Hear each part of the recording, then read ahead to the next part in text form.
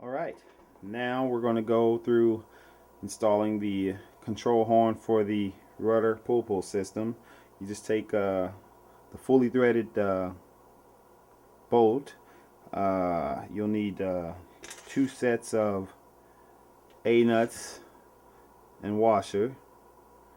Basically it assembles like that, and it's pretty simple. Being that the hole is already pre-drilled, I just insert the fully threaded rod into the hole. Fits perfectly. I also have my thread locker and some sort of ruler on hand. Then I take the washer, it goes on, and before I put the A nut on there, I'll put some thread locker on that screw and begin to screw the A nut on there.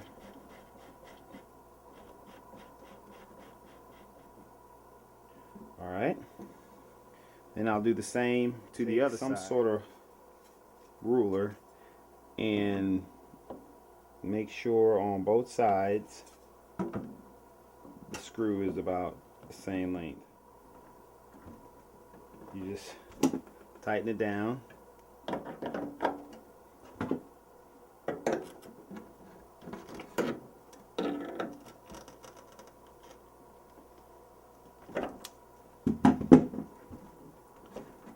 Make sure it's snug. Thread locker will do its job. Check the measurements again.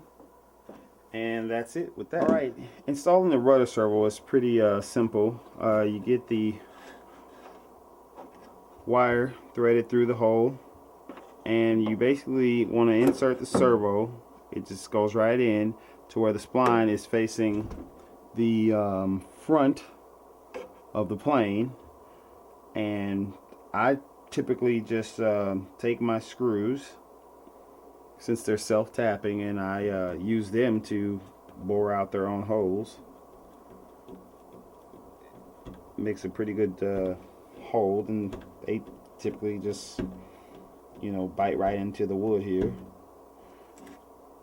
I'll do it for all 4. Okay, I'll get all 4 screws threaded on in, and once I get them all in, typically I'll back them out and get some thin CA, and I'll run it down into the holes and let it set up and dry to harden, so that the screws will have a good grip on the wood here. Right. And now for the servo arm. I typically like to use this I don't know, it's like a circle cross style. It basically lines up pretty good with the arm here.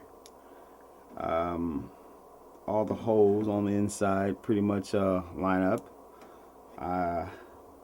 The kit comes with these little screws. Basically get it on in there. Basically that's it. On the other side you can see the screws come through. There's these nuts that come with it. I'll take my Loctite. I'll drizzle a little Loctite on each one. Will dry, and you'll have a secure 4-inch servo arm. Place it on the servo.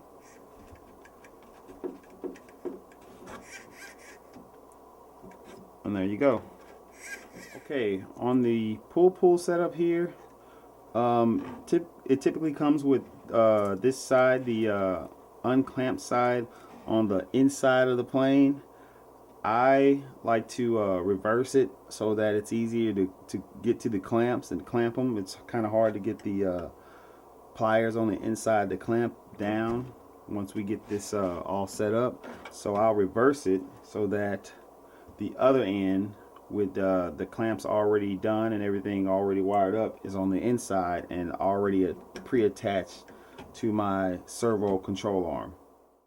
Okay, now you can see I've rotated it, and now on the inside is the already clamped portion of the pull setup. With the on my control arm here, the holes, they do need to be drilled out, so I grab my 3mm drill bit, it's pretty much, and just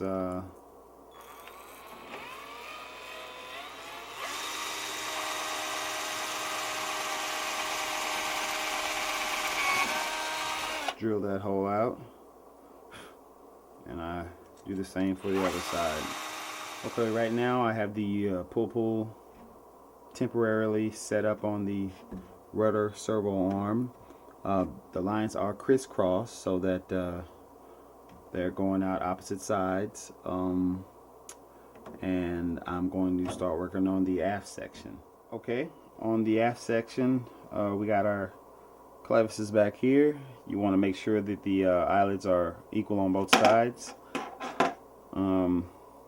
From there you can basically just thread it on to the control horn on the rudder. I've applied power to the rudder servo. I have it centered up, and now on the aft side here, the clevis is attached. I have my brass coupler that I'm going to clamp already inserted on the line. I thread this through the eyelet,